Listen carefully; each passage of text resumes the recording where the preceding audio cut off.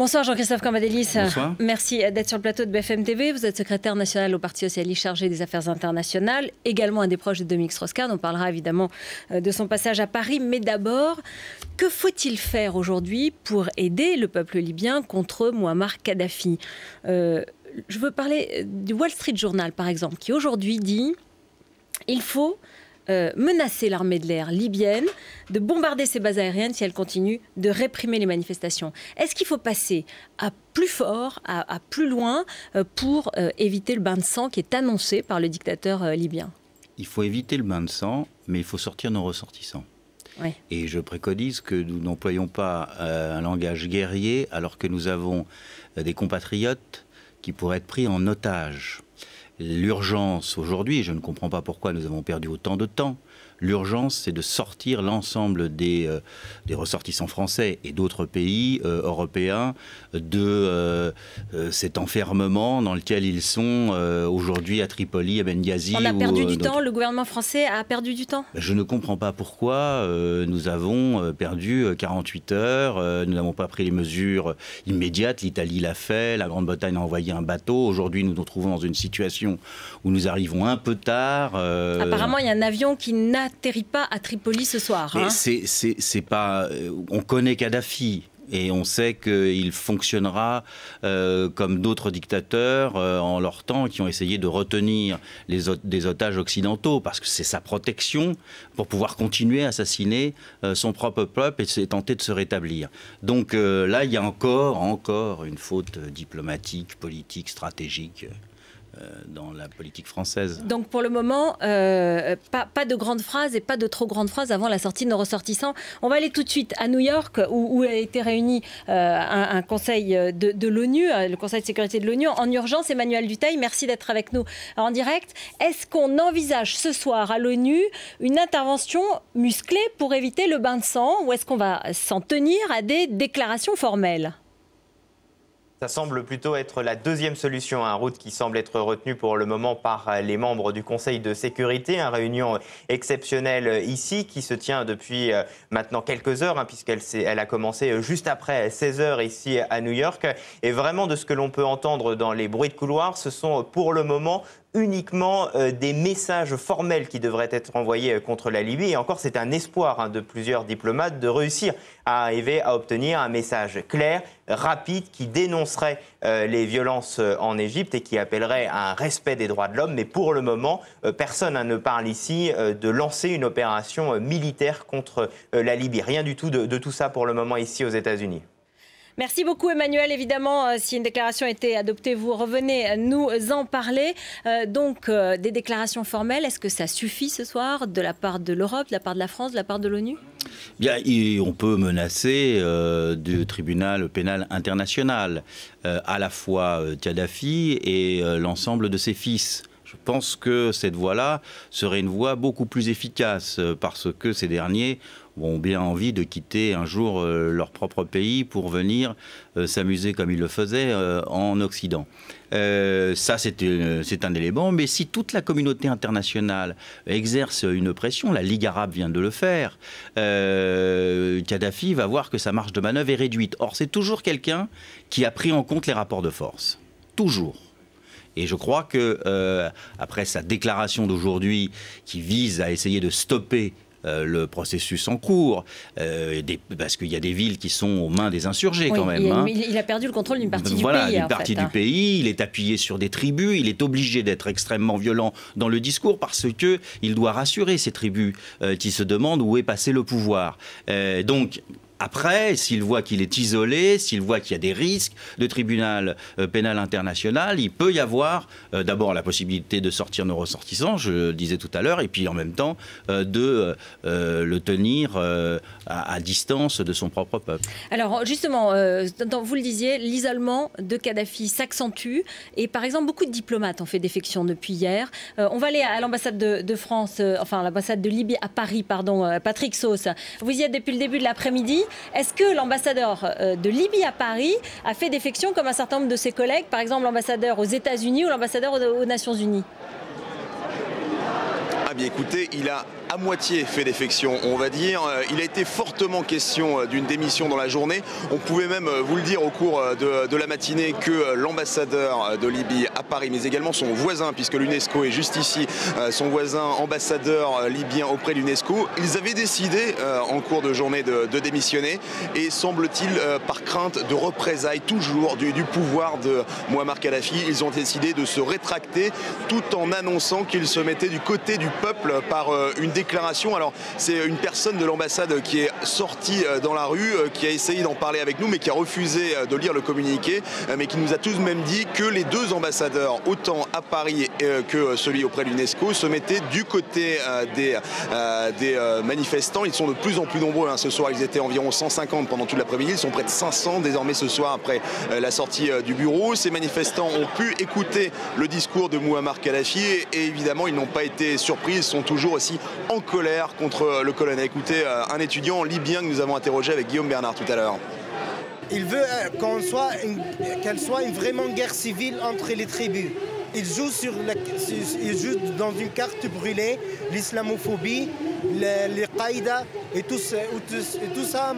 Mais le peuple libyen, il a pris la décision qu'il ne veut pas ce régime-là. Et ces manifestants ont été aussi plus ou moins déçus finalement de la demi-réaction des deux ambassadeurs libyens à Paris. Ils font toujours le siège de l'ambassade libyenne à Paris, en France en tout cas. Ils attendent, il y a quelques rues autour de cette ambassade et dès qu'il y a une voiture qui bouge de l'ambassade, eh bien, on envoie par dizaines essayer d'aller rencontrer l'ambassadeur pour qu'il leur dise de vive voix, même s'il ne démissionne pas, qu'il leur dise de vive voix qu'il est avec eux. Merci beaucoup Patrick Sauce, donc à l'ambassade de Libye à Paris. Est-ce que vous demandez, comme Ségolène Royal et Cécile Duflot, une commission d'enquête parlementaire sur les ventes d'armes françaises à la Libye ? Oui, je pense que, mais il faut faire beaucoup plus large que ça. Je crois que la question qui est posée aujourd'hui n'est pas simplement les ventes d'armes à la Libye. La question qui est posée, c'est le naufrage de la diplomatie française dans ce moment historique. Nicolas Sarkozy a raté son rendez-vous avec l'histoire. Nous avons une révolution démocratique dans tous les pays arabo-musulmans et la diplomatie française est à l'ouest, si on peut dire. Elle est incapable de donner un cap. Alors que la politique arabe de la France était son point fort. Et là, on est quand même interloqué, on est presque dans... C'est un drame national qu'on est en train de vivre, la manière dont Nicolas Sarkozy passe à travers quelque chose que nous souhaitions tous, quelles que soient nos opinions politiques, dans les pays arabo-musulmans. Lorsque vous voyez Christine Lagarde et Laurent Wauquiez aller en Tunisie aujourd'hui et dire qu'ils y vont de façon humble pour écouter et pour aider, éventuellement même pour un plan Marshall d'aide à la Tunisie, enfin voilà, est-ce que c'est une bonne manière de se faire pardonner ? Ah oui, c'est se faire pardonner. Hein. C'est un peu triste de voir que la ministre des Affaires étrangères ne peut pas conduire la délégation, qu'on est obligé de passer par le ministre de l'économie et des finances et de dire bon bah voilà, nous sommes à votre disposition parce qu'on veut réparer ce que nous avons nous-mêmes cassé. Alors le peuple tunisien n'a pas d'ailleurs d'hostilité vis-à-vis de la France, il a de l'hostilité vis-à-vis d'une certaine politique et de l'absence de France, l'absence d'orientation et de vision. Est-ce que vous êtes sûr que le Parti socialiste au pouvoir aurait réagi tellement différemment et par exemple, sur la question de l'afflux d'immigrés qui peuvent résulter de cette déstabilisation d'un certain nombre de pays. C'est une question, c'est une conséquence qui préoccupe les Français. Bien sûr, ça préoccupe les Français, mais il faut dire aux Français, d'abord, je constate que le président de la République ne s'est pas adressé aux Français, alors que Mme Merkel l'a fait, que le Premier ministre anglais l'a fait, que même Berlusconi l'a fait. Il ne faut pas avoir peur de la démocratie dans les pays arabes. C'est une chance pour la France. Il faut arrêter d'agiter les peurs. Un jour, c'est les partis islamistes. Le lendemain, c'est l'immigration. Le troisième jour, je ne sais quoi. Parce qu'on est incapable de faire face aux événements. On est dans l'immobilisme absolu. Il faut accueillir ces mouvements comme il se doit, en sachant qu'il y aura des conséquences et qu'on les gérera ensemble. Alors, on va parler de la politique française, puisque évidemment, étant très proche de Dominique Strauss-Kahn, j'ai envie de vous demander d'abord, quand vous avez vu son entretien à la télévision à France 2 l'autre soir, vous sortez de là et vous dites, parce qu'on n'a pas tous compris, c'était un peu codé, il fallait décrypter, vous dites, c'est super, il est candidat, je suis content, moi, proche de lui, je suis content. Moi, j'ai pas dit ça. Hein. D'ailleurs, on m'a demandé de réagir, évidemment. J'ai pas dit ça. J'ai dit, c'est un homme d'État, mais c'est pas encore un candidat. Il n'est pas candidat, visiblement. Il cherche, il regarde, il voit où est-ce qu'il peut être le plus utile pour la France.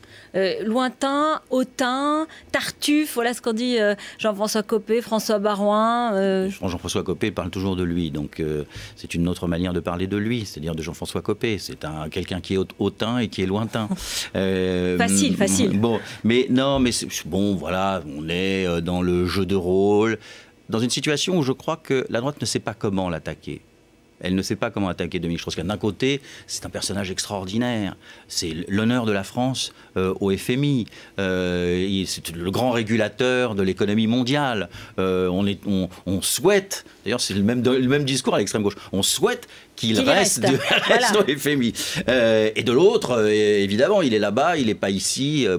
Tout ça n'a pas beaucoup d'importance. Enfin, quand même, si Dominique Strauss-Kahn a fait ce show un peu, faut pas se le cacher, un grand rendez-vous, grande rencontre avec les lecteurs du Parisien, interview sur France 2, annoncé, beaucoup de communication tout autour, c'est quand même qu'il avait un message à faire passer. Et ce message, si ce n'était pas parce qu'il était intéressé par les élections à un moment ou à un autre, ce serait pourquoi ?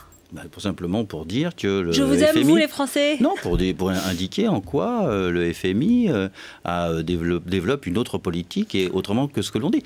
Il a plutôt plus parlé de faire du social, de Jacques Delors, d'Anne Sinclair que du FMI, franchement. C'est pas lui qui posait les questions. Vous auriez sûrement posé d'autres questions, mais ce n'est pas lui qui posait les questions. Et donc il faisait les réponses qui avaient l'air d'avoir été d'abord. C'était plutôt les réponses qui étaient préparées. C'était peut-être très préparé aux réponses, j'en sais rien, mais en tout état de cause, c'est pas lui qui posait les questions. Donc il a répondu aux questions qu'on lui a posées. On lui a posé des questions sur la régulation internationale et il a indiqué qu'il fallait mettre le social. On lui a posé des questions sur la situation dans le pays du Maghreb et il a dit que la monopolisation des richesses pour un certain petit nombre posait des problèmes de répartition. On lui a posé des problèmes sur la France, il a dit qu'il travaillait au FMI. On lui a posé des problèmes, on lui a posé des questions sur sa femme, il a dit qu'il l'écoutait souvent. Voilà. Alors ça veut dire quoi ?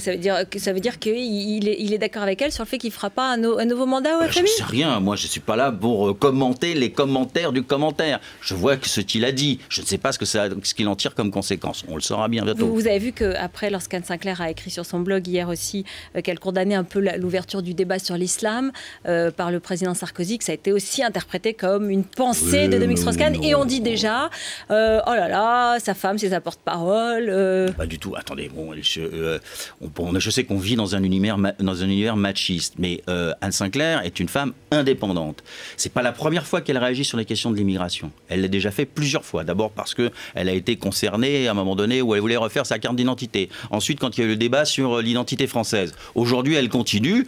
Elle dit ce qu'elle pense. Enfin, on va pas voir. C'est pas ce que Dominique Strauss-Kahn pense. Attendez, on va pas voir Dominique Strauss-Kahn derrière toutes les déclarations des uns et des autres. Sa femme a le droit quand même de s'exprimer sur son blog sur un certain nombre de sujets. En tout cas, ça a déclenché au Parti socialiste un ralliement autour de Martine Aubry, puisque depuis les déclarations faudrait-il qu'il y ait un ralliement autour de Martine Aubry ? On a l'impression que tout le monde maintenant, enfin certains en tout cas, Benoît Hamon dès dimanche soir ou lundi, et puis là ce soir Harlem Désir, qui disent clairement Martine Aubry, meilleure candidate. Là encore ce soir, Harlem Désir, de plus en plus d'hommes et de femmes, voir Martine Aubry, une femme d'État, proche des gens, au cœur de l'identité sociale républicaine à la gauche, etc. Ça veut dire non, pas Dominique Strauss-Kahn, ce sera Martine Aubry ? Non, je crois que Harlem Désir n'a pas tort. Martine Aubry est avec Dominique Strauss-Kahn les deux personnalités qui peuvent emporter l'élection présidentielle.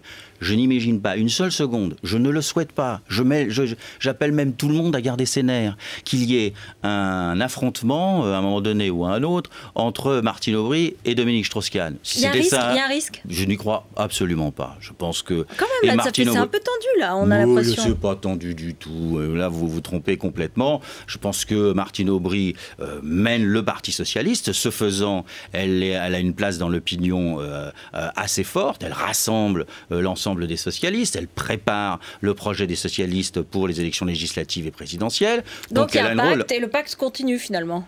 Le pacte, c'est quoi? C'est de dire qu'on veut gagner l'élection présidentielle, donc on choisit le mieux. Alors après, vous avez certains qui pensent que c'est par la gauche qu'on peut l'emporter, d'autres qui pensent que c'est par le centre-gauche, etc. Tout ça sont des discussions politiques. Et puis il y a les sondages qui donnent des indications. On fera ça très bien. Il a un peu baissé, Dominique Strauss-Kahn, dans les sondages. C'est pour ça qu'il est revenu et qu'il a beaucoup parlé. Dans les prochains, il monte, vous inquiétez pas. Merci beaucoup, c'est vous qui vous inquiétez pas.